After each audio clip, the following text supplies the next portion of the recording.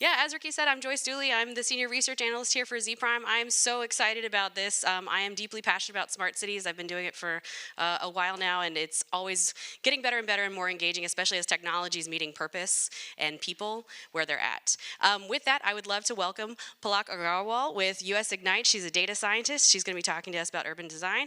And Peter Muhoro with Rappahannock Electric Cooperative. He is the Chief Strategy, Technology, and Innovation Officer, correct? Yes. Okay, I got it. Great. My coffee's kicking in. We got to give a round of applause just to get everybody waking up a little bit, get some woohoo, yeah, get some energy going. Excellent. Please have a seat. Okay. Now I just have to unlock my smartphone. Excellent. Okay. So one of the things that I always like to ask people is, why are you so passionate about the work that you do, and how does the organization you're with play into that? Palak, would you like to start? Sure. Good morning, everyone. So, I'm passionate about it because I get to facilitate the sort of interaction that people have among themselves, people have with their community, people have with their surroundings, the tangible and the intangible. I have sort of moved on from being an urban planner and designer into a data scientist because I a geospatial data scientist because I believe data can help manipulate that interaction and that design process, especially given today's climate change. So I think that's what drives me to be able to interact and build something where people can utilize it. Excellent, thank you. And Peter, you've had quite the history, so I would love to hear a little bit more about what makes you so passionate about the work that you do and what's happening at Rappahannock. Absolutely, and good morning, everyone. Glad to be here. Thank you for having me. Just background, Rappahannock Electric Cooperative is one of the largest distribution electric cooperatives in the nation. We're headquartered about 50 miles south of Washington, D.C., in Fredericksburg. Notice I said 50 miles because it could be 2 hours or it could be an hour, so you never know 95 traffic. Really excited about what we get to do at the co-op. We serve about 175,000 homes and businesses throughout the Commonwealth of Virginia, parts of 22 counties, so a very large territory that we serve. And excited for this conversation because I get to talk about both the urban spaces and how we get to rethink Main Street, the small towns in rural America that we serve. And my areas of focus is corporate strategy, enterprise risk management, business planning, IT, fiber, clean energy programs, electric transportation, and the like. And so I get really excited about every day what I get to do. People ask me, what do you do? I say, well, ideally, I'd like to get up, rub my head, and tell the future. That would be my ultimate goal, but I lead teams to try to really help us think, where are we going to be 10, 15, 20, 25 years from now? That's really the biggest drive. And so a lot of planning that goes in, and I'm excited to this conversation because we get to talk about how do we truly achieve that goal of where we will be, say, 25 years from now. Love it. And one of the cool things about this discussion, which I think people who are running a little late today are going to be sad that they missed, is that we're talking about not just about urban development in big cities, but we're talking about from a rural perspective as well, because that can oftentimes we end up leaving the rural communities out of the conversation. But there's a lot of opportunity and a lot of growth that's starting to happen that makes them a forefront of this conversation. So thank you Well, for and that. you know, you realize what happened in the last few years. Many people began to really find, well, do I really have to be in a big city anymore? And so I live here in Washington D.C., and we've seen it where people relocated a lot into our communities. While if they have to come into the office, it's a shorter drive. And so if we could provide the infrastructure and everything that's needed, it's really revitalizing and bringing back what Main Street really should look like. Absolutely, I couldn't agree more. So definitely be thinking about what you'd like to ask our panelists at the end. We're going to save about 5 to 10 minutes of questions. Pick their brains, that's what they're here for. Okay, so Palak, what impact do urban spaces have on a community, and how have cities shifted focus, and what about utilities? And we'll have that discussion in a second. So, I think to understand urban spaces, community spaces, we need to look back historically.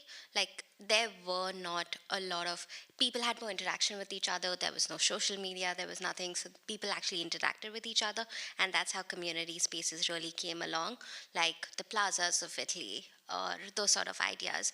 But over time, what's happened is this day-to-day interaction, which is more emotional and personal, has changed into sort of a monetary economic transaction, and that has really changed how urban spaces are used and visualized.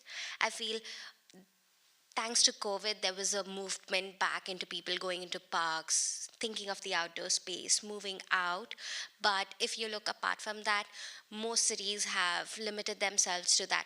Okay, I get a 5 minute break, so I'm going to go to the park. No one's really enjoying that time outdoors, be it in a urban space or be it in a rural area. So I feel like there is a transition back, but the nature of interaction that we have with people has really affected urban spaces in that way.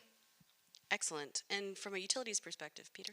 Absolutely. So if you really think about what role utilities play in urban spaces and communities that we serve, first of all, we've been around, for example, Rappahannock, 80 years plus, serving rural Virginia, right?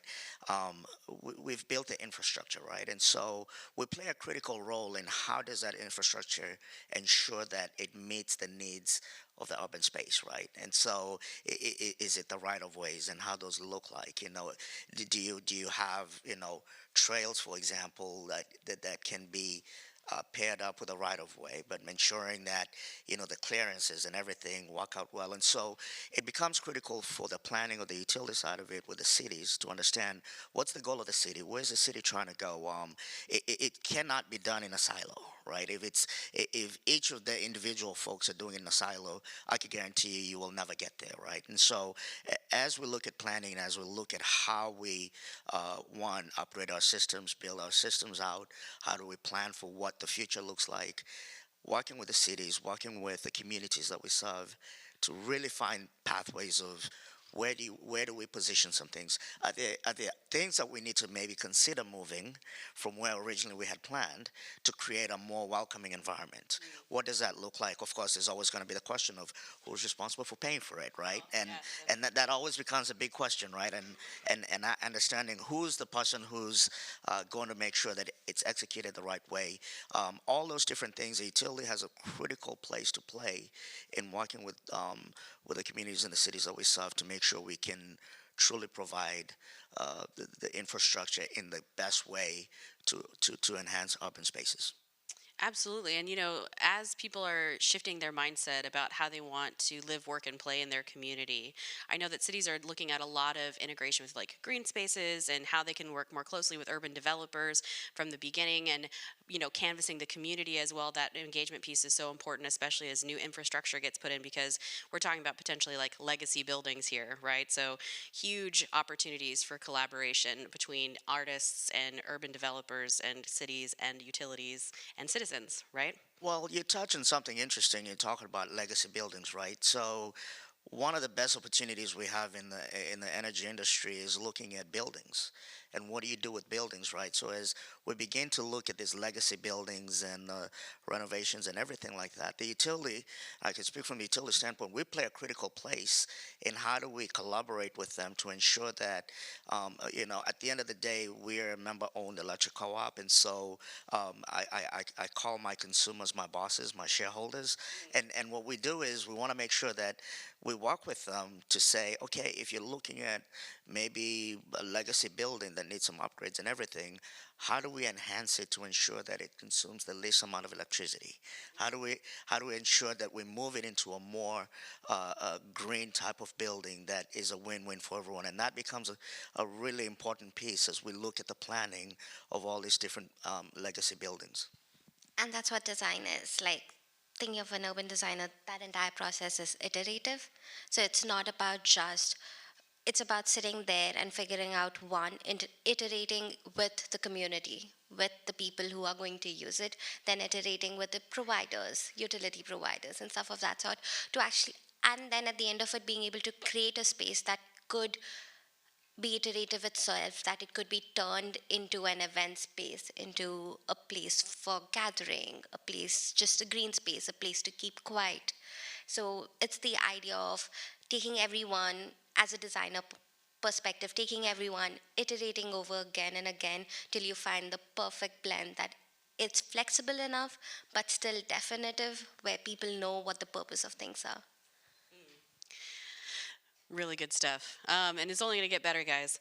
Okay, so there are some challenges, right? There are a lot of opportunities, and we can talk about the growth and all of that, but there are some real challenges and hurdles to approaching these projects. What are your thoughts on that? The first biggest challenge I would say comes from the city and its um, residents itself. Being able to come to a point of deciding what to do with the space. If there's a vacant lot available, what is the best thing? What's the best approach the city needs to take to turn it into what? And then the second process really becomes public safety. There's public health. There's so many other issues that come to it. But at this age, we are somewhere in between in terms of a designer. What's happened is really the social interaction between people have really changed and transitioned. We've gone into Zoom. Like seeing someone in person is very different. We'd probably be having this meeting virtually. This conference would have been virtual. So that social interaction that we've known historically has changed so drastically that we don't know what that space should look like in order to just keep in keeping designing in mind with the future. Like we do not know what that's going to look like, so that's the biggest hurdle as a designer. I think that everyone's like, what should we be doing? Thank you so much. Peter. So I'll give an example of one of the towns that we're working with today. The town of Louisa in Virginia has been looking at, how do they move forward. It's a small, really beautiful town, but you get folks who no one's really necessarily wanting to drive to the town of Louisa, right? And but they've got little nice restaurants and everything, and so they really foundation began to look and say, how do we help really move Louisa, the town of Louisa, forward. And so we've been working with them on various things. And to your point, many times the cities are their own worst enemy, right? Because it's like no one can make a decision. Everyone wants this one piece. This is what we really want to do. And so, but we're really proud of this town. What they did is they said, let's begin somewhere. Let's begin and say, what do we currently have? So the Fine Arts Center is one of the places they have. So we're working with them to put electric vehicle charging stations. That way, people who are most likely to consider say, well, you know what, I could go there, I could spend 2 hours, I could do this, I could charge my car while I'm there. That's just an example. The other piece of it is saying, okay, how do we get people to move into the town to go into this, and the question of, can I find a place to charge my car? In fact, when I look at the town of Louisa, any closest public charger you can find is at least maybe 30 miles away, right? And so it makes someone question if I have to drive 60 miles round trip, right? And unfortunately, we know range anxiety still bothers people until people feel more comfortable with infrastructure. So we've worked with them to begin to consider how do they put in chargers in the town, and we're actually piloting putting them right. The sheriff's office is right downtown. So we're saying, well, we'll put in some two charges there. Well, what's happened is now the sheriff's office is thinking, well, maybe they should consider buying an electric vehicle for their fleet. Maybe they should think about their building. And so now the conversation really turns into how do you really plan holistically? While they could not make a decision from the get go on this is the grand plan, taking some steps that could get you there is probably the best way to go about it, because when you think of it from a very big picture perspective, it could get overwhelming. A city will say, do we have the tax base to take care of this? Can we afford this? But if you do it systematically, you could get there with the right partners. Absolutely.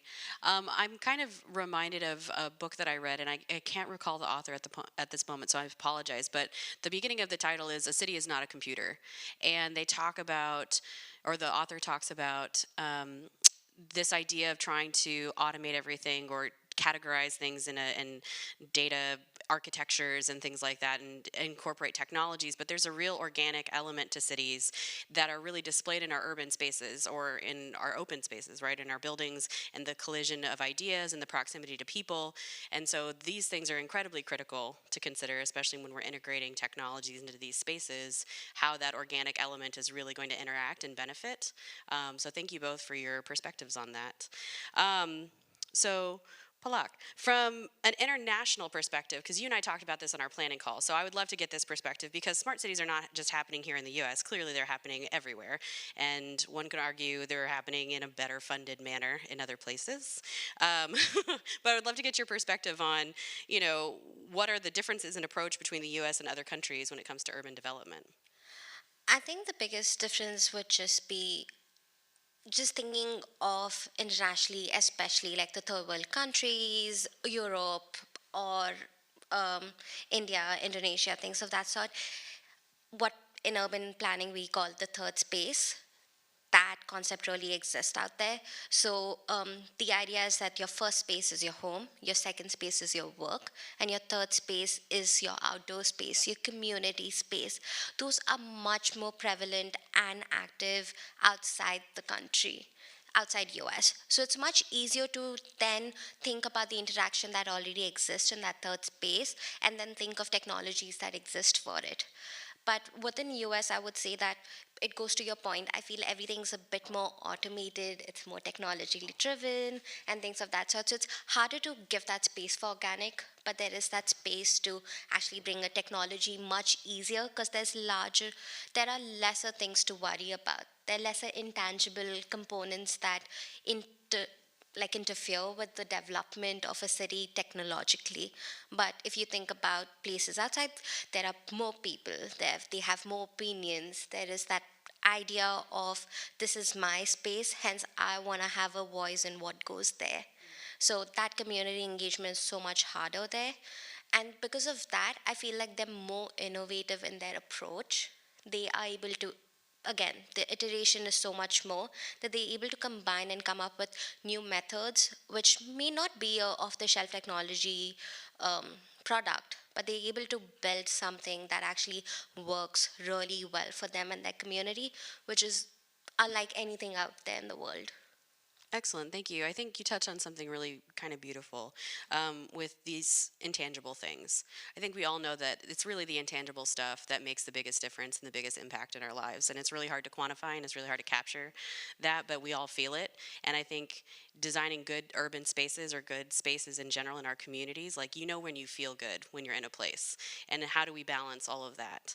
I know we just talked about how cities are not computers, but cities and utilities are leveraging technologies and data in particular to really improve, efficiencies that you were kind of touching on, Peter. So it's critical to leverage data and technologies to unlock the full potential of urban spaces. How do cities take advantage of this, and what role does policy play? And, from a utility perspective as well. Peter, would you like to take that? Sure. I'll speak from the utility standpoint on uh, how we're leveraging data and data analytics. I think it's now become the most crucial part of our industry is really being able to use analytics as the way we can truly get to planning. So what we've done at Rappahannock is really focus on how do we centralize our planning and utilize data as the way we go about it. Traditional planning in utilities used to happen in silos. Engineering technically was who's known for doing all the planning, and they do the planning, they put it on the shelf, and we'll see it again in 3 or 4 years or when we do the next plan, right? Now it's a little bit different.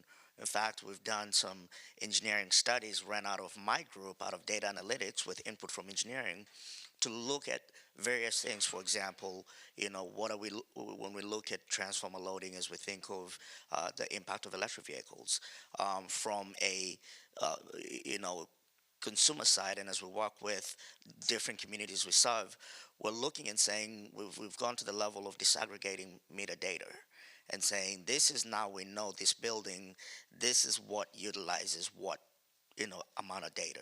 How do we look at the planning of that space? How do we look at helping that entity find a way to really improve their usage of electricity?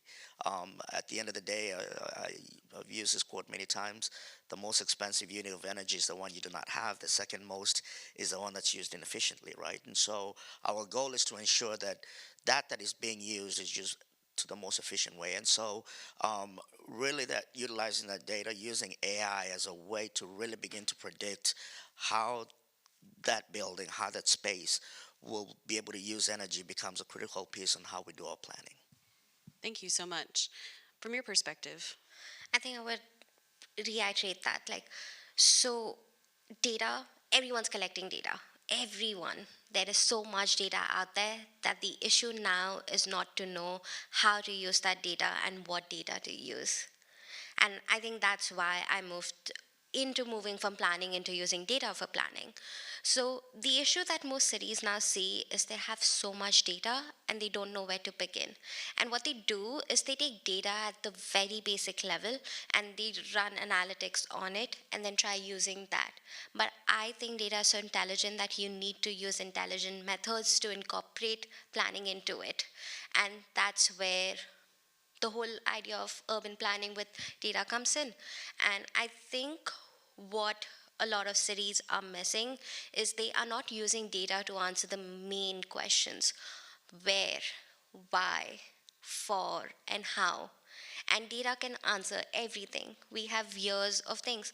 Like for example, within our firm, or we working with City of Philadelphia, where they've just put sensors on what they believe it to be the busiest street on their in Philly. And I like the idea of just taking that idea to understand where are people going, where are people coming from. And this can really help define where your resources need to go. So if you know people are traveling from a particular neighborhood to the other neighborhood, that can be a way to increase public transit between them in order to increase bike share stations or to have shuttle systems of something of that nature, which is again green, it's public facing, and it is coming from the basis that we already know people are going to use it. So we're not putting resources and money into a process that is not going to be fruitful at the end of the day.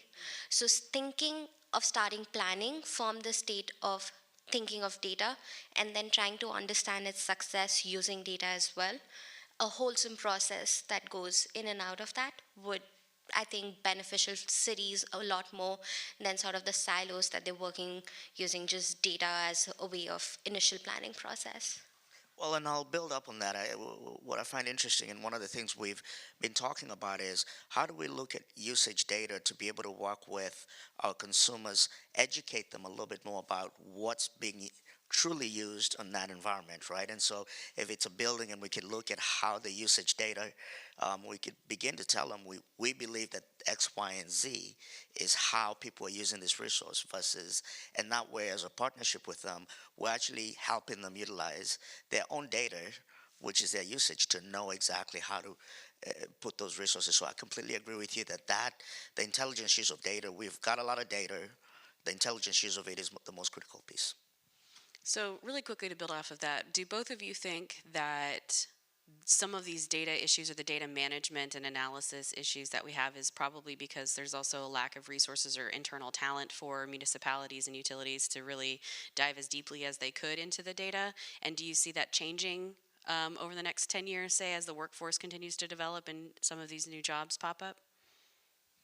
Well, I'll kick off by saying, if anyone here is in data and is looking for a job, please call me.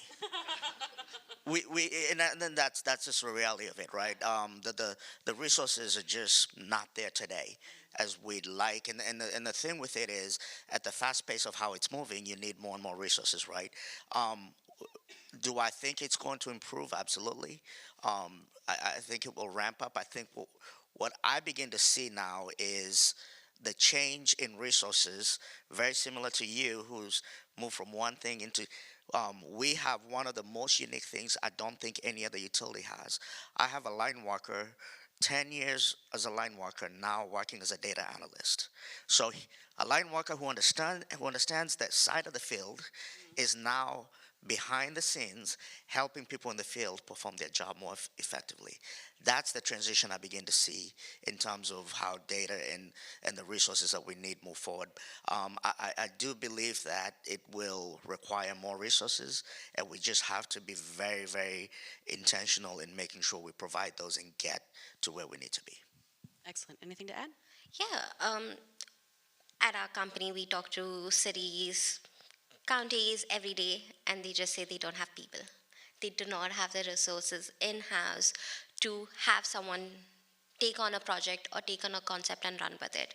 They do not have data scientists or data analysts specifically, they're people with a larger sort of skill sets that work, but they're not, a city does not have the money right now to spend on a team of 10 data scientists or a 10 analysts to work on things. So what's happening is, even though there are resources, there is like just limitations within cities and county offices where they aren't able to leverage that. And secondly, everyone nowadays is using data, but the idea is to inference data, keeping that urban planning in mind, which is much more of, I would say, a unique skill set. So there are loads of people who are now getting into this field. This is more, I would say, new in that sense. So as time goes, there would be more resources and more people coming into the field with that idea that's going to be more helpful than a traditional, just a normal data scientist. So I see the need. I know that's going to happen. It's just waiting for that transition to happen. Well, and folks are going to have to get creative, right? And so when I look at the U.S., there are about 900 electric co-ops and about over 2,000 municipalities, right, who provide power. Most of them cannot afford to have even one data analyst, right? And that's just the reality of it. We did something unique where we used one of our wholly owned subsidiaries to actually create an IT company that provides data analytics and cybersecurity services for many other electric cooperatives who may not be able to find a way to do it, and we're building tools that can just easily be replicated. And so cities, for example, will have to consider how do they work together to find a solution like that that can work for them. It's the only way realistically you'll be able to get there to get the resources that you need. Yeah, and I'll just like to add to that that there are already loads of resources out there. There's students who are learning this. There are capstone students. There are interns. There are other ways that you can without having to put the capital in of creating a new division. So go out and explore for those. That's a really great point. Thank you so much. So I think we could probably talk all day with these panelists, and I would love to do that. But we have a lot more in store for you, and we have about 4 minutes left, so I'd like to open it up for questions. Yes, ma'am. Oh, I don't know how to get the mic. Oh, sorry, hold on just a second. Thank you so much. Hi, I'm an architectural historian working at place-based community economic development at the state level. And in my industry, we love to say the greenest building is the one that was already built. How do we combine what Peter stated with regard to energy optimization with Palak's comment about how we need to be more thoughtful with the data that we have and update that calculus for the carbon usage of existing buildings that already have a lot of embodied energy? I mean, wow, what a question. That is definitely something, because like where we're at, that like in rural areas, the new development or the urban sprawl that's starting to happen in some areas, new developments are going to be able to take advantages of this, but we have to retrofit so many things. So would love to dive in to this. Absolutely. I'll just kick off by saying this is where we as utilities also have to get out of our old traditional way of thinking and really begin to partner with folks and say, let's walk with you and look at your building. What does it take?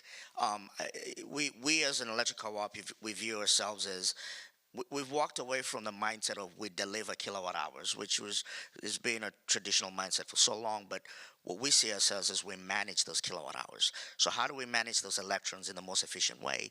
And that's to me where we have to work with those entities to really say, how do you what's the best way we can optimize your usage? What are the things that you need to consider doing in your own building? We've taken that step with our own buildings. For example, we're in a building that's about over 40 years at our headquarters, and we've actually gone back and done some work to retrofit it and reduce our usage in that building tremendously. And that, for example, is an example of how we can tell folks, here, come see some of what we've done. Come see some of the things that we're putting in to really help reduce our usage, help reduce, manage our systems using different technologies. Here's something that you may want to think about that you may not have thought about, be it a heat pump, be it something else that could really help to get that building to what could be exactly what she said is that grid building. I'll get a little technical on this. So, the reason why we think historical buildings are green buildings is because the carbon that is emitted as a part of the construction has already done really long ago, and the life that it has remained, it's already embodied all that carbon and stored within itself. But it's still emitting a lot more carbon than what a new green building is, like an LEED building, because the energy consumption that a new building is doing is emitting carbon a lot more lesser than an old historic building. So it's the idea of the construction carbon that needs to be offsetted in order to make a building green. A lot of people just talk about energy efficient, energy utilities and sort of those efficiencies within a building being green, but it's the construction aspect of building a new building that is the major reason for carbon. And we need to think about greener ways of construction, I would say. I think there needs to be a movement away from the building being green just by energy. It needs to be done at the construction level.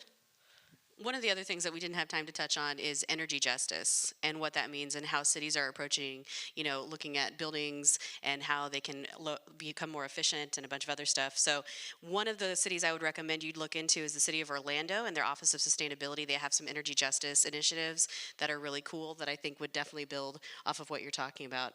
And with that, please give us a round of applause for our panelists. I think this is a fantastic way to get things started. Ricky, please come back on stage so we can get on to the next thing.